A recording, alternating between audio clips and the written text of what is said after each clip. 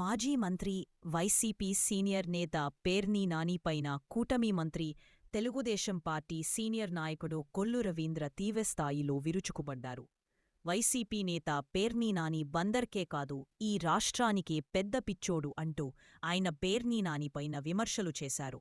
నిన్న పేర్ని నాని కొల్లు రవీంద్రను టార్గెట్ చేసి పగటి వేషగాడు అంటూ వ్యాఖ్యలు చేయగా, ఈరోజు పేర్ని నానిని పెద్ద పిచ్చోడు అంటూ ఆయన టార్గెట్ చేశారు. ప్రభుత్వ హయాంలో పేర్ని నాని రవాణా శాఖ మంత్రిగా, కొడాలి నాని పౌరసరఫరాల శాఖ మంత్రిగా భారీ అవినీతికి పాల్పడ్డారని కొల్లు రవీంద్ర సంచలన ఆరోపణలు చేశారు. అమాయకుల పేర్ల మీద కోట్ల రూపాయలు దండకున్నారని ఆయన ఆరోపించారు. అవినీతి, అక్రమాలలో వైసీపీ నేతలను మించి ఎవరూ ముందుకు పోలేరన్నారు.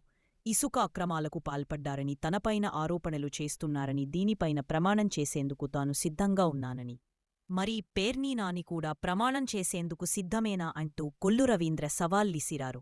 ప్రజలు చల్లగా ఉంటే జగన్కు కడుపు మంటగా ఉంటుందని, అందుకే అచ్చోసిన ఆంబోతుల కొందరు వైసీపీ నేతలు బరితెగించి మాట్లాడుతున్నారని ఆయన మండిపడ్.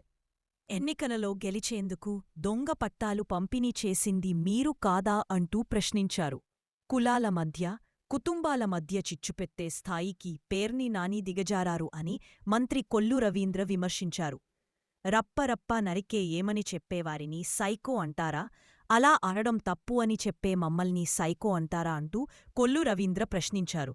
ఇదిలా ఉంటే నిన్నటికి నిన్న పేర్ని నాని కొల్లు రవీంద్రపైన తీవ్ర వ్యాఖ్యలు చేశారు.